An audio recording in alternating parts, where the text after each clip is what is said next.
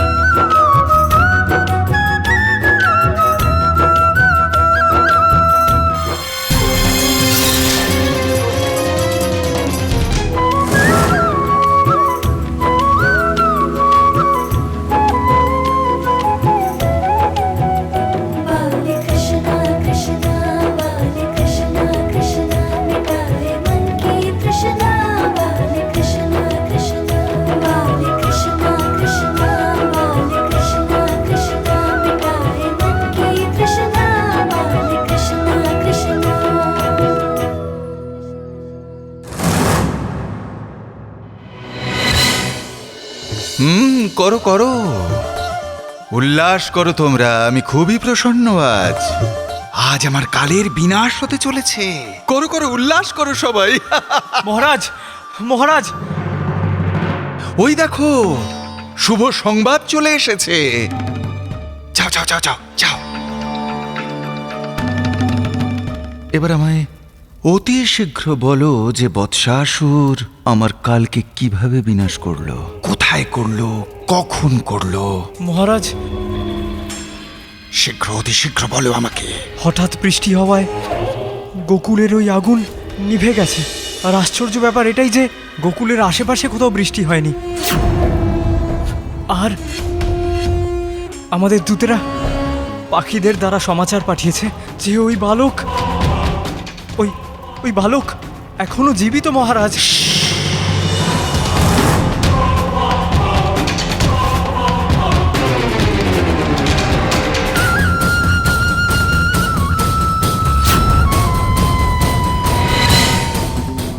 আমার কাল এখনো জীবিত, অর্থাৎ ওই বৎসাসুর না।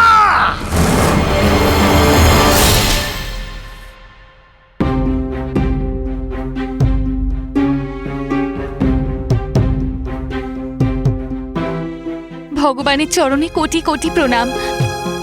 আজ উনি আমাদের সবাইকে এই বিপদ থেকে রক্ষা করলেন। হ্যাঁ যশোদা, মনে হচ্ছে যেন কোনো চমৎকার হয়েছে। প্রভু আজ আমার গোকুলকে বাঁচিয়েছেন। তোমায় কোটি কোটি ধন্যবাদ প্রভু। দেবতাদের আশীর্বাদে আমরা বেঁচে গেছি নন্দরাজ। আমাদের গোকুলের ওপর থেকে বিপদ কেটে গেছে। প্রথমে হাওয়া এসে অগ্নি নির্বাপন করল, আর ইন্দ্রদেব নিজের কৃপা বর্ষণ করে গোকুলকে বাঁচালেন।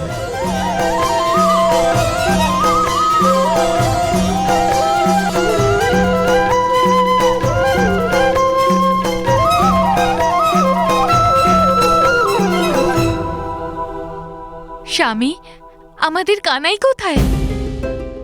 কানাই কোথায় স্বামী? কানু, মা, আমি এখানে।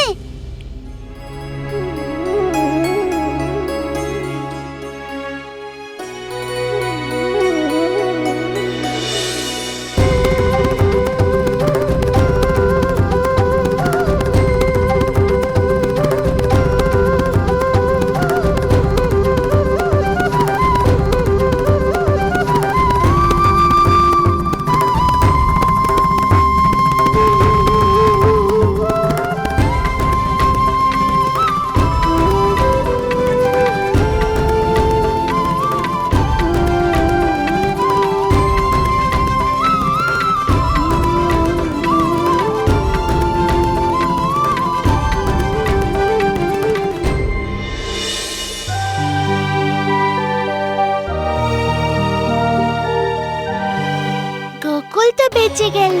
এবার তোমার কি হবে মামাশ্রী?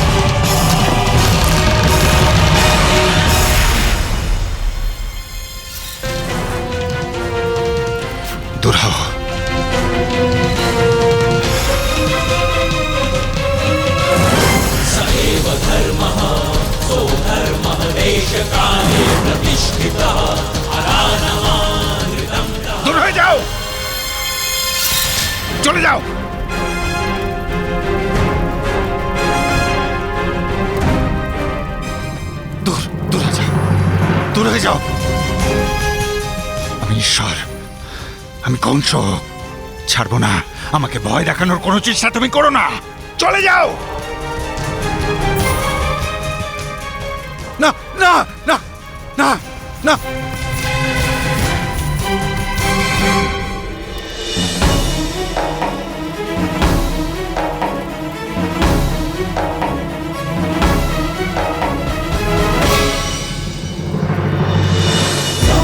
गच्छस्व पितृभिः संयमनिष्ठपूर्तेन परमेभ्यो मन्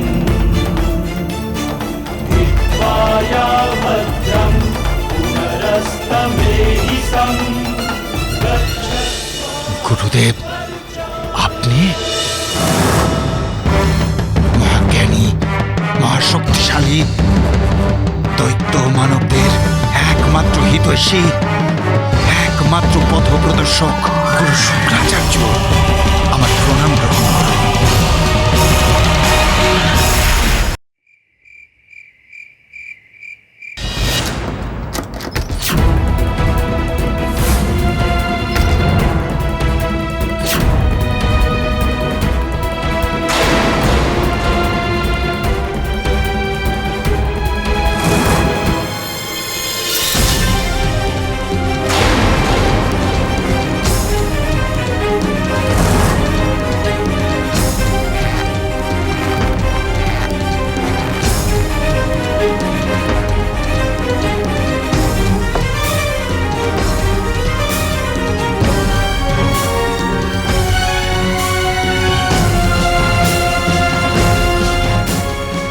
এত রাতেই শব্দ কোথা থেকে আসছে?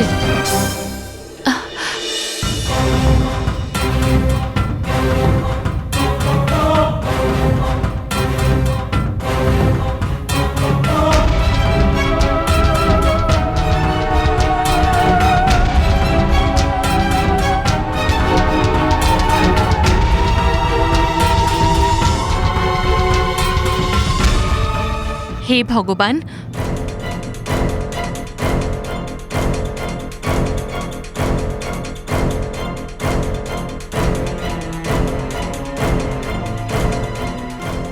মা ব্যথা পাচ্ছে তো, ছেড়ে দাও। কান ধরলে তোর ব্যথা লাগে? আর যে তুই এত মাখন একসাথে খাচ্ছিস তাতে তোর পেট ব্যথা হয় না? মা, মাখন তো কত কোমল খাবার, সেটা খেলে পেট কেন ব্যথা করবে? পেট ব্যথা করে খিদে পেলে।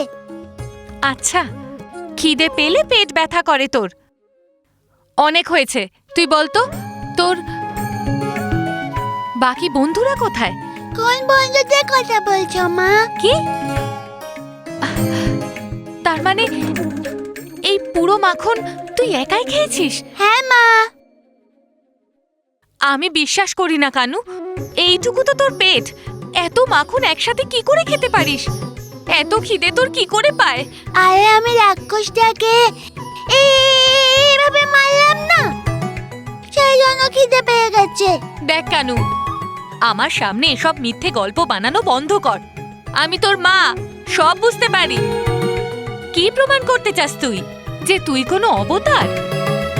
ওই রাক্ষসটা তোর শক্তি দ্বারা নয়, বরং ঈশ্বরের কৃপায় মারা গেছে। যদি তোর কিছু হয়ে যেত, আমি তবে কি করতাম? যখন আমি সত্যি বলি তখন মা আমাকে বিশ্বাস করে না। কি বললি তুই? কিছু না।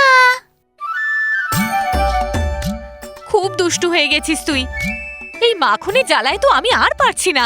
তুই কেন বুঝতে চাস না কানু? এত মাখন খাওয়া শরীরের পক্ষে ঠিক নয়, ক্ষতিকারক।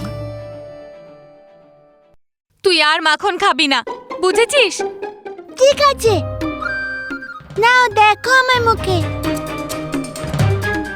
মুখের মধ্যে কিছু নেই।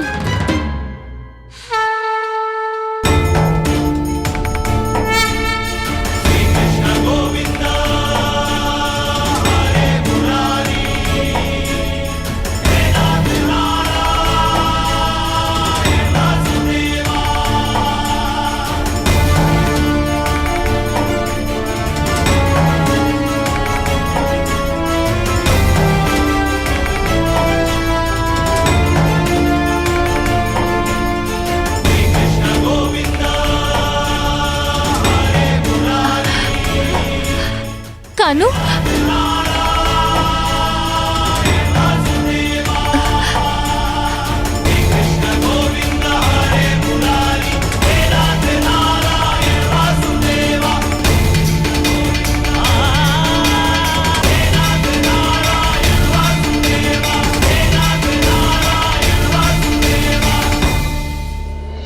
এটা কি করলেন মাধব আপনি? নিজের মুখের ভেতর মাতাকে সমগ্র ব্রহ্মাণ্ড দর্শন করালেন। কিন্তু আপনি নিজেই তো চাইতেন যে আপনার বাস্তব রূপ গোপন থাকুক। আমাকে বলুন না মাধব, আপনি এরকম কেন করলেন?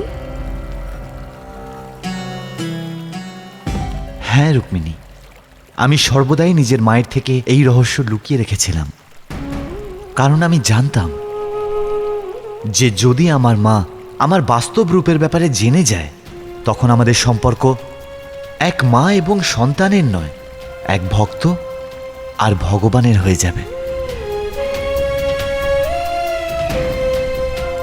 কিন্তু আমাকে এমন করতে হলো। মাকে নিজের মুখে ব্রহ্মাণ্ড দেখানোর কারণ তাকে এই বিষয়ে বোঝাতে হতো যে ওনার পুত্র কোনো সাধারণ বালক নয়, সে তার রক্ষা স্বয়ং করতে পারে। যেভাবে একের পর এক সংকট আসছিল, মায়ের ভয় ততটাই বেড়ে যাচ্ছিল। নিজের পুত্রকে নিয়ে মায়ের ভিতরের আত্মবিশ্বাস জাগানোর জন্যই আমি এটা করেছিলাম। কারণ যে সংকট আসতে চলেছিল তা কোনো সাধারণ সংকট নয়।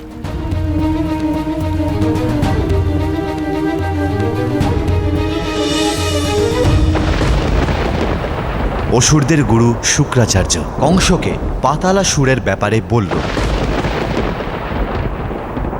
ওম নমঃ শিবায়, ওম নমঃ শিবায়, ওম নমঃ শিবায়, ওম নমঃ শিবায়, ওম নমঃ শিবায়, ওম নমঃ শিবায়।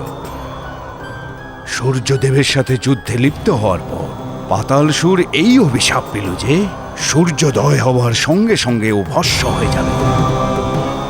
সূর্যদেবের অভিশাপের কারণে পাতালসুর ভস্ম হয়ে গেল। তারপর সে মাটিতে মিশে গেল। কিন্তু ভস্ম হয়ে মাটিতে মিশে যাবার পরেও পাতালসুরের মনস্কামনা এটাই ছিল যে সূর্যদেবের বিরুদ্ধেও প্রতিশোধ নেবে, যার কারণে ওর মৃত্যু হয়েছিল আর ওকে ভস্ম হতে হয়েছিল।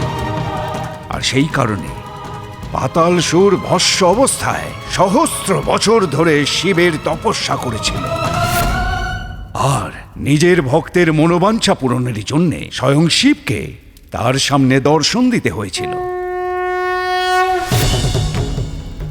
ওম নমঃ শিবায়, ওম নমঃ শিবায়, ওম নমঃ শিবায়।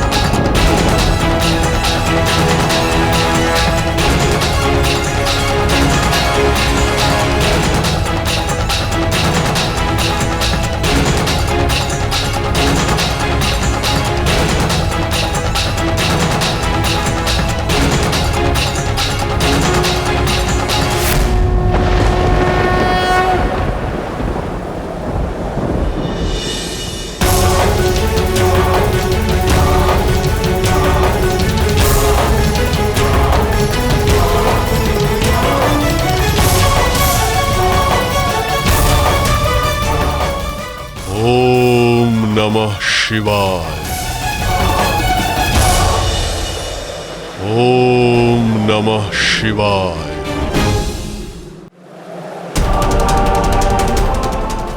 পাতালসুর, তোমার ঘোর তপস্যার ফলে আমি প্রসন্ন হয়েছি। তুমি যে বর চাও চেয়ে নাও। মহাদেব, আপনি সূর্যকে যতটা তেজস্বী বানিয়েছেন, আমিও ততটাই তেজস্বী হতে চাই। যদি ওই সূর্য দিনের বেলায় নিজের তেজ দিয়ে সবাইকে পরাস্ত করতে পারে, তো হে মহাদেব, আমাকেও এই বরদান করুন যেন রাত্রিতে আমার তেজের সামনে কোনো মহারথী টিকতে না পারে। আমাকে অজেয় হওয়ার বরদান দিন প্রভু। তথাস্তু।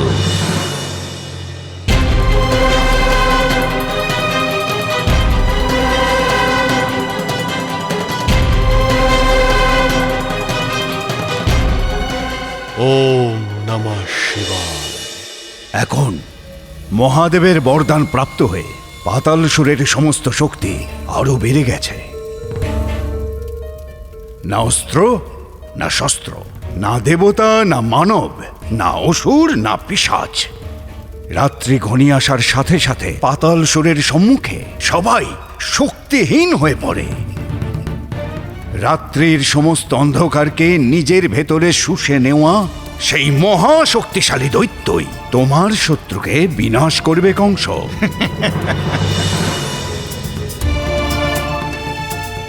বড়ই আনন্দ পেলাম শুনে। রাত্রি, হ্যাঁ গুরুদেব, রাত্রি। এমনই রাত্রিতে ওর জন্ম হয়েছিল গুরুদেব। কৃষ্ণ আমার কাল, আমার শত্রু, আমার প্রবল শত্রু, আমার প্রবলতম শত্রু কৃষ্ণ। এবার তুই দেখবি কেমন ভয়ঙ্কর কাল রাত্রিতে তোর মৃত্যু ঘটে।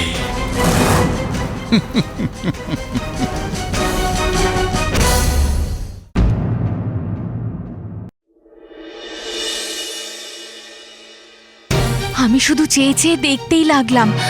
আমার মনে হলো ওর মুখে মাখনের পরিবর্তে গোটা ব্রহ্মাণ্ড ছিল। আমি তো বিশ্বাসই করতে পারছি না।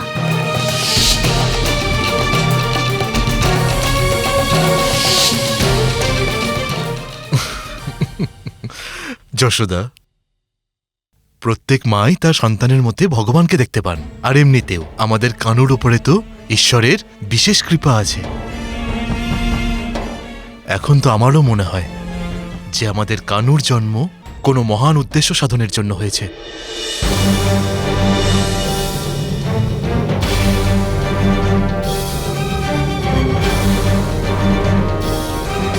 দাঁড়া,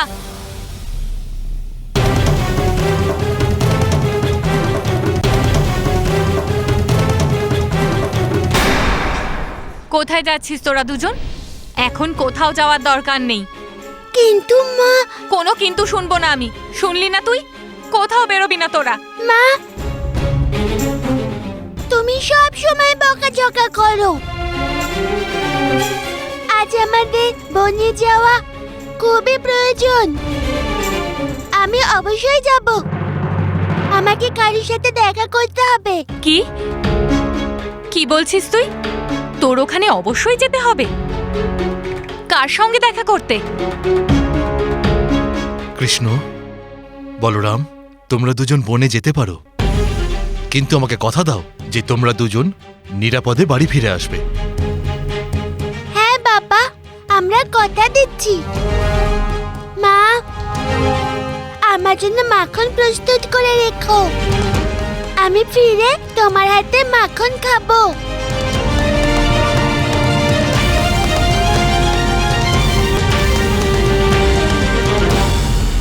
বাঁচাও, বাঁচাও, আমাদের এর হাত থেকে বাঁচাও।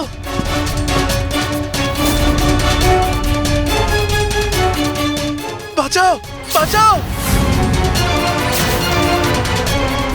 বাঁচাও। তুই ছোট মাকে বলছিলিস তুই নাকি বনে কার সাথে দেখা করবি? তুই বনে কার সাথে দেখা করতে যাবি রে? আছে একজন। বাঁচাও, বাঁচাও। আরে বল না কানু, কে সে? সে হলো সবার চেয়ে আলাদা।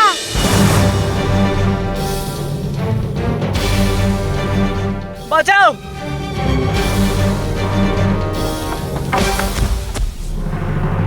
তোমরা সবাই পালাচ্ছ কেন?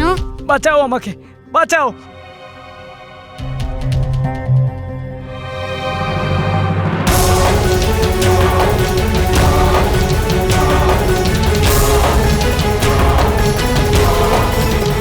তোমরা কোনো কাজের না, আমি আটকাচ্ছি ওকে।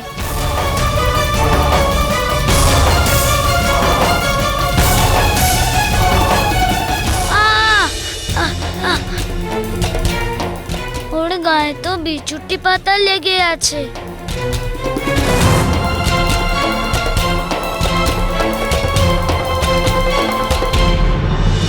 এই তো ধরে ফেলেছি, ধরে ফেলেছি, ধরে ফেলেছি। এগি এ বাবা চুল করছে কেন?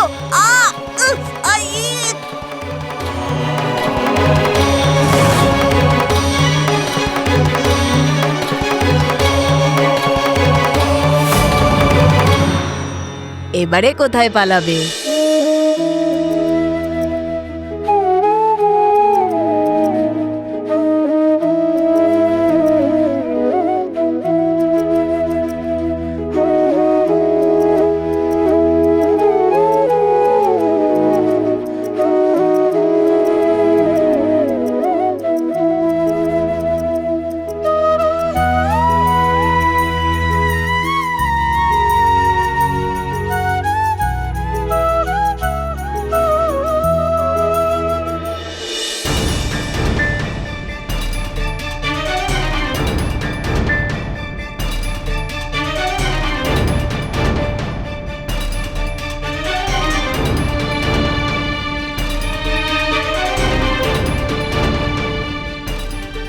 ছাড়ো, ছাড়ো আমায়, ছাড়ো, ছাড়ো।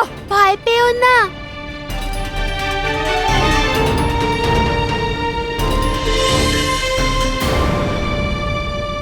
আমাকে তোমার বন্ধু মনে করো। কে তুমি? সুদামা।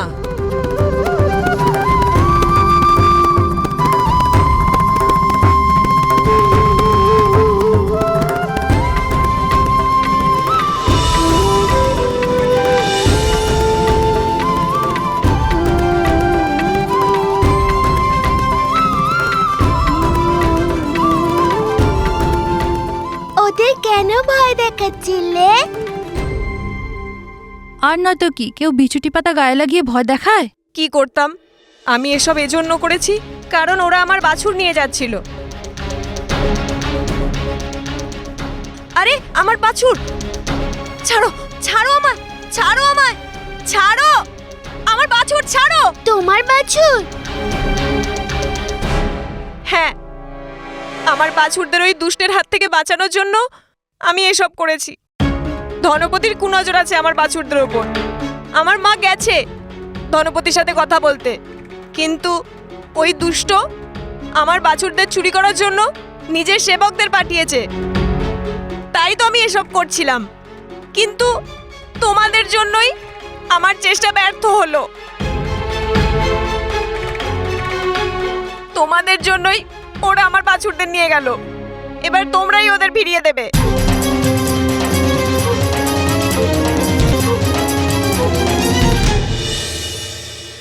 আচ্ছা, তাহলে এইভাবে আপনার পরম প্রিয় বন্ধু সুদামার সঙ্গে আপনার প্রথম পরিচয় হলো। হ্যাঁ রুক্মিণী, ভালো সময়ের বন্ধুরা খারাপ সময় সঙ্গ ছেড়ে দেয়, কিন্তু খারাপ সময় হওয়া বন্ধুত্ব চিরজীবন সাথে থাকে। আর আমি সুদামার খারাপ সময় হওয়া বন্ধু।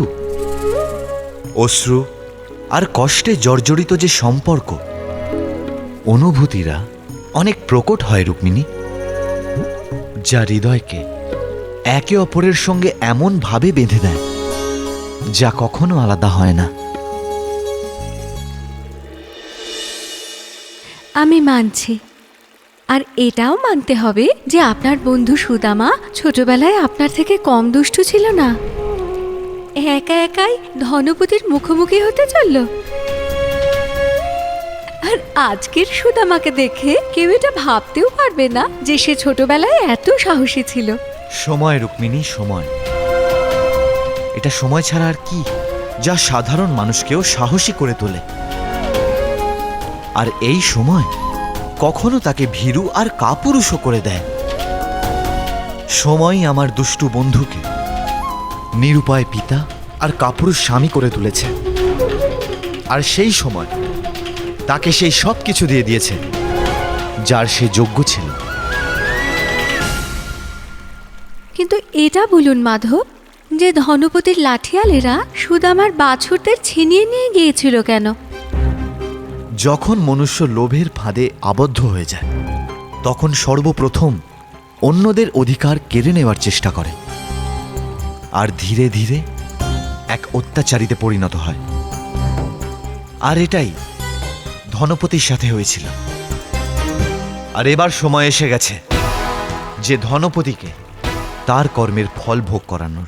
ভগবান যেন আপনাকে ধন সম্পদে ভরিয়ে দেন। আমার মতো দরিদ্র বিধবা ব্রাহ্মণীকে দয়া করে এমন দণ্ড দেবেন না। আমায় শুধু 7 দিন সময় দিন, মাত্র 7টা দিন। আপনার সমস্ত ঋণ সুদ সমেত শোধ করে দেব।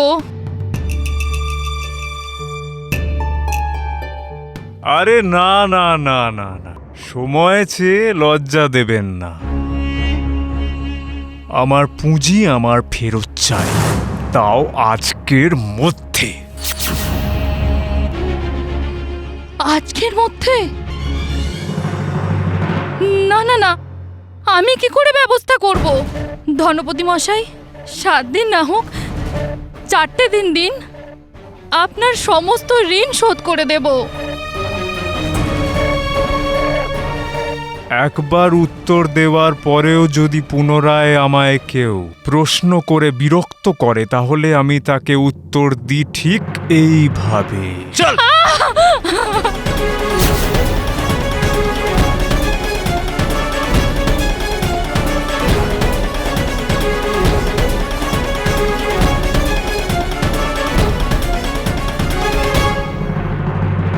তোমার এত অহংকার কেন ধনপতি? আরে, তুমি এখানেও এসে পড়েছো কৃষ্ণ?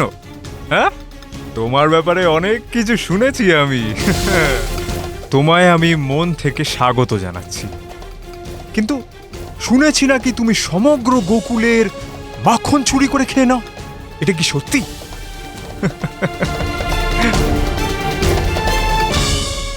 এমনটা নয় তো যে এই অসহায় স্ত্রীলোকের সহায়তার অজুহাতে চুরি করতে এসেছো এখানে? আমায় যা খুশি বলো, কিন্তু তুমি এক স্ত্রীকে অপমান করতে পারো না, বুঝলে ধনপতি? অপমান করব না তো কি সুস্বাগতম জানাবো? এক তো স্ত্রী, তার ওপর ধনহীন। তুমি জানো ও কত ধার করেছে আমার থেকে? শুধু এইটুকু? উনি 1 সপ্তাহের মধ্যে সব ঋণ শোধ করে দেবেন। এনার গাভী ছিনিয়ে নেবার কি দরকার ছিল? আমার ধন আমার ফেরত চাই। এতই যদি দয়ার শরীর, তাহলে নিজের বাড়ি যাও আর ফিরিয়ে দাও আমাকে আমার পুঁজি। ওনার গাভী ফিরিয়ে দাও ধনপতি। আমি বাবাকে বলে দেব তোমার ধার শোধ করে দিতে। ওই নন্দ, তোমার ওই পিতা, ও শোধ করবে আমার ধার? সমগ্র গোকুলে দয়ার মুখোশ পরে ঘুরে বেড়ায়, অহংকারী একটা।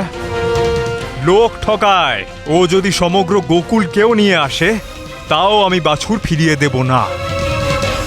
যা করার করে নে। ঠিক আছে, তোমার এই কথা মনে থাকবে আমার। কাল ভোরে সূর্যোদয়ের পূর্বে তুমি স্বয়ং এসে ওনার গাভী ফিরিয়ে দেবে।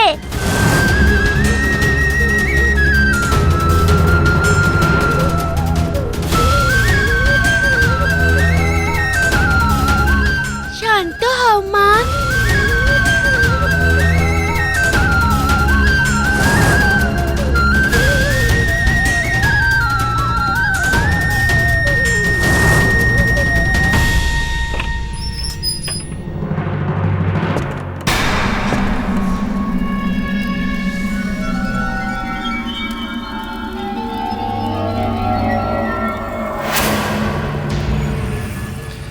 গুরুদেব আমাকে পাতাল লোকে যাবার আদেশ দিয়েছেন।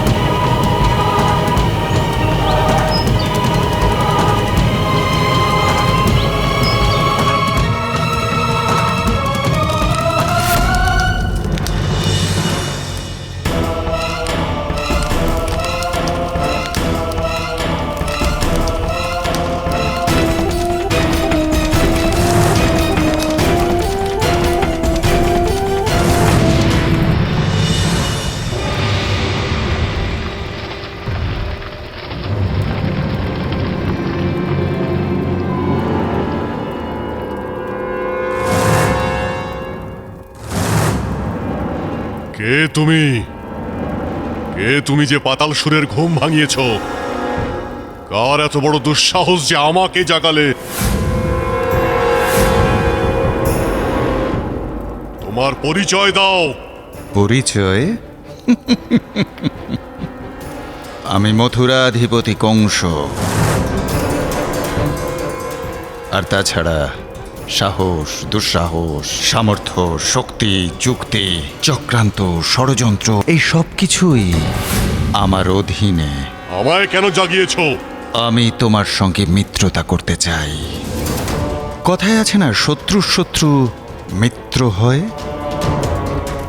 যখন শত্রু শত্রু মিত্র হয়ে যায় তখন খুব লাভ হয়। তুমি কোন শত্রুর কথা বলছো? সেই হরি, নারায়ণ, বিষ্ণু। আমাদের দুজনের শত্রু সেই এক, আর আমি চাই যে তুমি আমার সেই শত্রুর বিনাশ করো। তোমায় আমার কোনো প্রয়োজন নেই।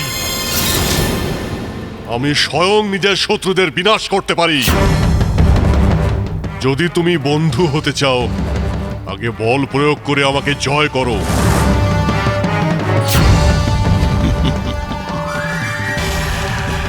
বেশ, তবে তাই হোক।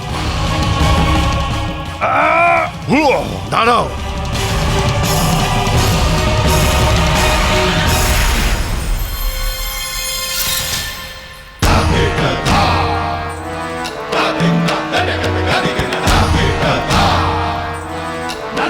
তোমাদের দুজনের একজনই শত্রু, হরি। তুমি ঠিকই বলেছ কংস। সমস্ত অসুরদের শত্রু ও সর্বদা অসুরদের বিরুদ্ধে ছলনা করে তাদেরকে মূর্খ বানিয়ে দেবতাদের সহায়তা করে গেছে ও। সর্বদাও তাই করে গেছে গুরুদেব। সেই জন্যই তো আমি আজ ওর বিরুদ্ধে। সমুদ্র মন্থনের সময় সমগ্র অমৃত ও একা সংগ্রহ করে দেবতাদের দিয়ে দিয়েছিল। এছাড়াও বামন অবতার হয়ে বালিকে পাতালে পৌঁছে দিয়েছিল ওই। আর যখন আমি ওকে আটকানোর চেষ্টা করেছিলাম, আমার এই দুর্দশা করেছে ও। ও যে কতটা ধূর্ত তোমরা কল্পনাও করতে পারবে না। সেই কারণে নিজেদের মধ্যে যুদ্ধ না করে সব থেকে ভালো হয় এক হয়ে লড়ো। আপনি চিন্তা করবেন না গুরুদেব, আপনার এই অপমানের প্রতিশোধ স্বয়ং আমি নেব।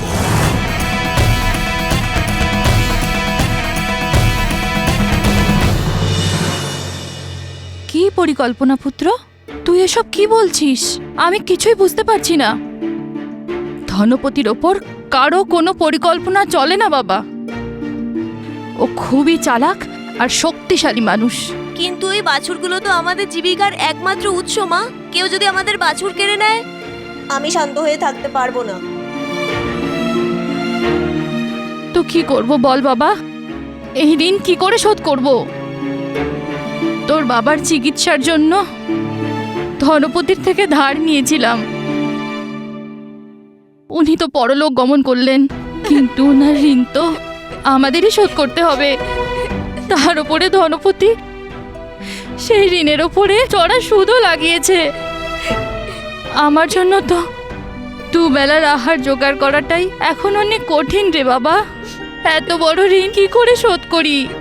তুই বল, এই অবস্থায় কে আমাদের সাহায্য করবে? নির্ধনের পাশে কেউ থাকে না সুদামা।